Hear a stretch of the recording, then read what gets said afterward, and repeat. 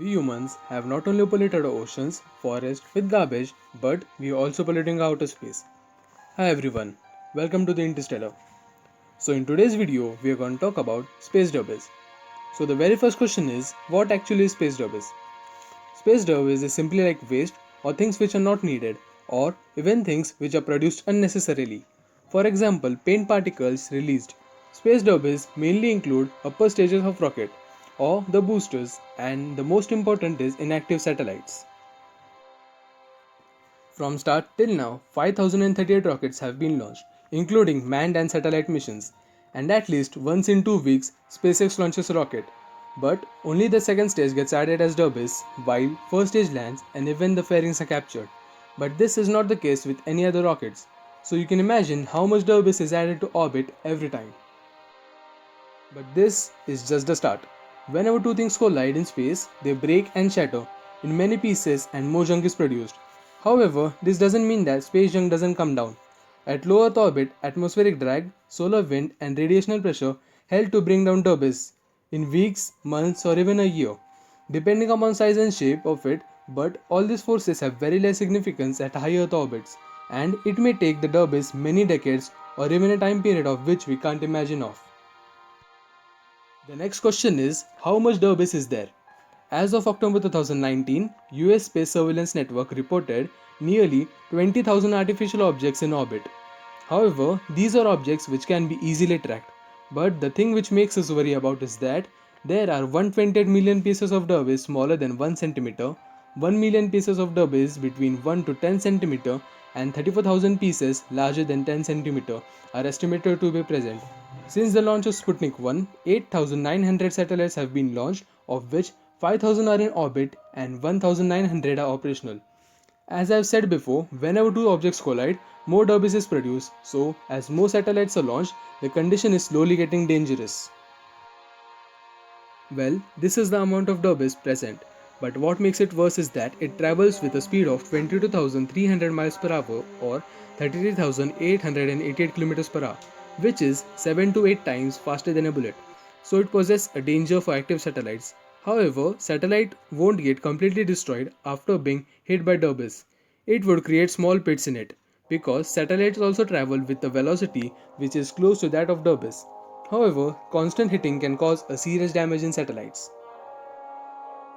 So the next question is, does the space debris pose any danger to us on Earth? It's a no, because all rockets are launched in such a way that their first stage of boosters fall in sea and cause no harm to anyone.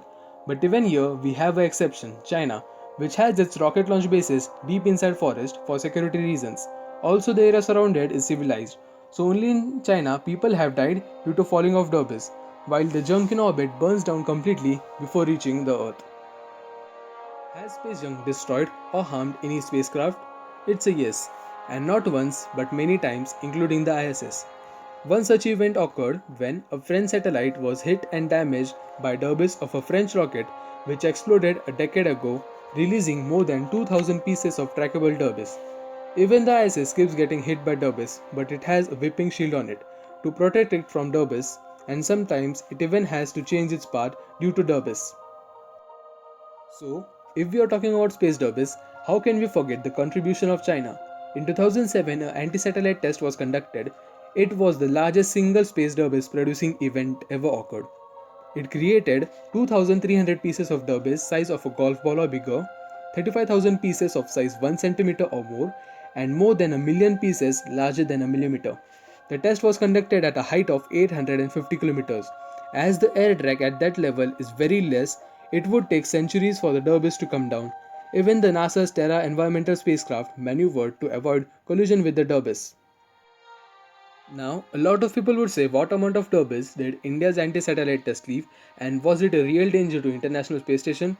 Firstly, I would like to tell that most of the debris produced by India's test has already entered Earth's atmosphere and burnt off because it was conducted at a low Earth orbit of 270 kilometers, while the ISS orbits the Earth at nearly 400 kilometers.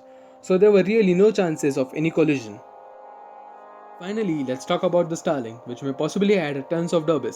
As I've told you in the start, 8,900 satellites have been launched till now, but SpaceX plans to send 12,000 satellites and may later extend to 42,000. These satellites can provide internet at a very high speed at remote places on Earth. But now, the problem is not only the orbits, it's the solar panels, which would reflect light and cause disturbance in telescopes. However, this problem has been solved in the batches of the Starlink satellites which were sent later, in which a layer was applied on solar panels to reduce the reflection. And what about the danger that Starlink satellites have from debris? SpaceX has developed a radar-like system which would track debris in its path and change its path. Finally, what about the debris caused by the Starlink satellites themselves? Well, even this problem has been solved. They have a system on the satellites which would deorbit dead satellites themselves.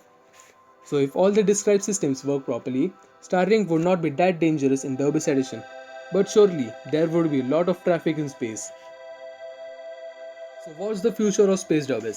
Computer simulations have predicted that in next 200 years, debris larger than 8 inches will increase 1.5 times, debris between 4 to 8 inches by 3.2 times, and debris less than 4 inches will dramatically increase by 13 to 20 times. These are just computer predictions. The future may be different, and surely we would have a moon and Mars base till then. Also, there are some companies which are working on cleaning the debris. Let's have a look on them. ESA or the European Space Agency is working on it. It would be a satellite which would deorbit dead inactive satellites with a mechanism like a net, which would be thrown on them and they would pull them. Other is Kyoto, a Japanese company which is working on cleaning debris with laser beams. Sounds futuristic. They are said to start their services in 2026. So that's for today. If you really like the video, hit the like button, share this, and for more such videos, subscribe my channel. Thanks for watching.